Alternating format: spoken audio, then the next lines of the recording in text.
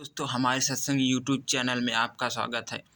हमारे साथ में जो कुछ भी होता है, हम गरीब होते हैं या अमीर होते हैं, ये सब हमारे भाग्य से होता है, हमारे पिछले कर्मों के हिसाब से होता है।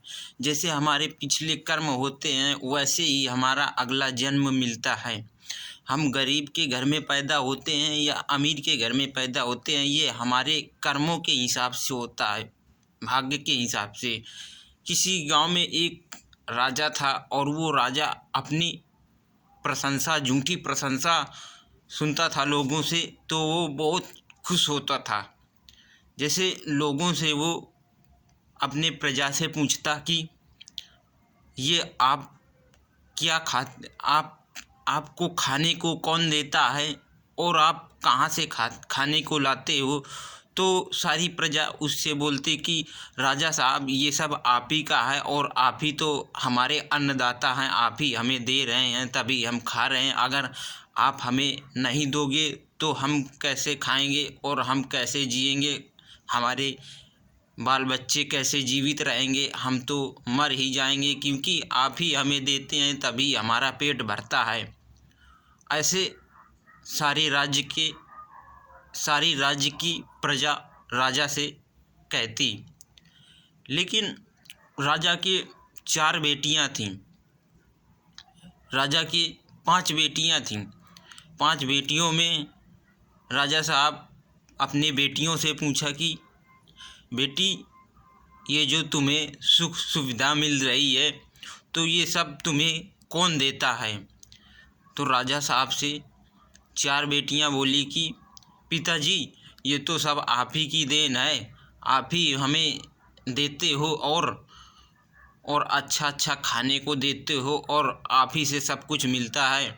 और एक रानी बोली राजा साहब से कि पिताजी, ये तो सब हमारे कर्मों के हिसाब से मिलता है, ये सब हमारे भाग्य का है। जो कुछ भी हमारे साथ में होता है, अच्छा हो या बुरा हो, वो सब हमारे पिछले कर्मों के हिसाब से होता है। तो राजा साहब को बहुत गुस्सा लगी कि इसका सारा खर्चा और घूमने फिरने का, पहनने खाने का सब कुछ मैं करता हूँ और ये मेरी बुराई बताती है कि ये सब हमारे पिछले कर्मों के हिसाब से मिलता है, हमें भगवान देता है। तो राजा साहब को गुस्सा आ गई और राजा साहब ने मंत्रियों से कहा कि इस लड़की को हमारे राज्य से निकाल दो। तो उस लड़की राजा के पास जाकर के राजा से रोने लगी कि पिताजी, मुझे आप मत निकालो, क्योंकि मैं कहाँ जाऊँगी, मेरा इस दुनिया में कोई नहीं है। तो उसके पिताजी बोलते हैं कि तो फिर तुम ये क्यों कहती हो कि मुझे अपने कर्मों के हिसाब से मिलता है, ये सब भगवान का है, कि आप जो राजा बने हुए हो ये भी सब भगवान की देन है कि आप राजा हो, आप मेरी बुराई क्यों करती हो।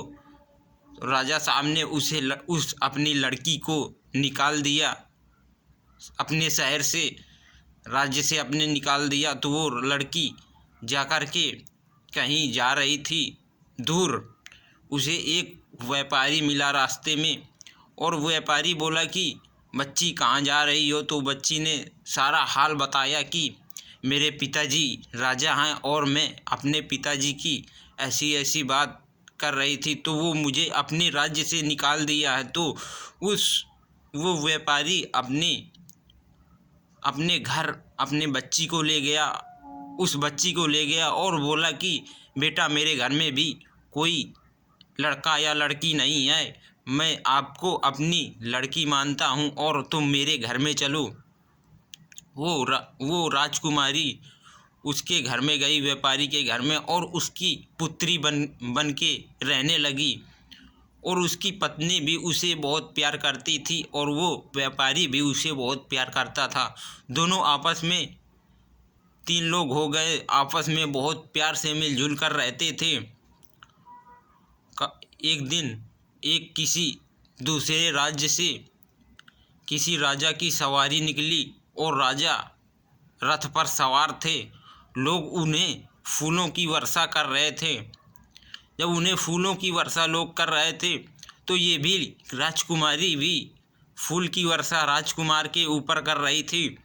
तो वो राजकुमार उस राजकुमारी की शक्ल में मोहित हो गया और उससे शादी करने को बोलता है।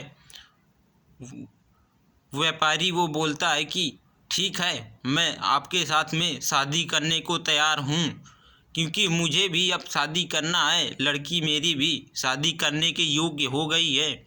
उसकी शादी कर दिया और जब उसकी शादी कर दिया तो कई राज्यों के राजा उसके राजा साहब के घर में जेल में बंद थे और उसमें से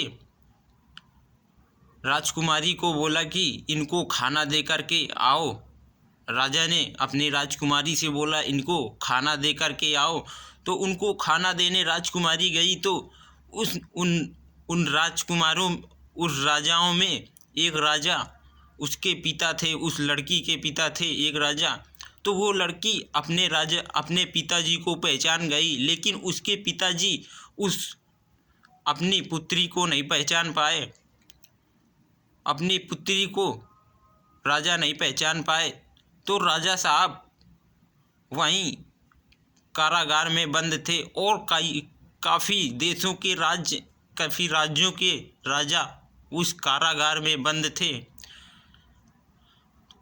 तो वो राजकुमारी अपने पति से बोली कि मुझ पर एक दया करो कि ये जो जितने राजा आपने अपने कारागार में बंद रखा है इनको छोड़ दो और आज़ाद कर दो। तो वो राजकुमार बोला कि ठीक है, मैं आपकी बात मानता हूँ और इन्हें छोड़ देता हूँ।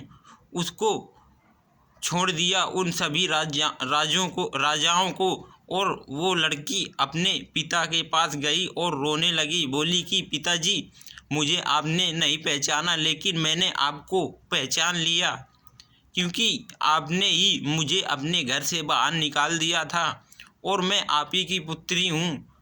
देखो, आज तुम्हारी ये हालत हुई, ये सब आपके कर्मों से हुई और मैं देखो राजकुमारी बनी हूँ। ये सब मेरे ही कर्म हैं।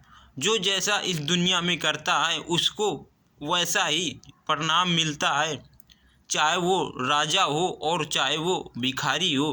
किसी व्यक्ति को राजा के यहाँ जन्म मिलता है और किसी व्यक्ति को भिखारी के यहाँ जन्म मिलता है।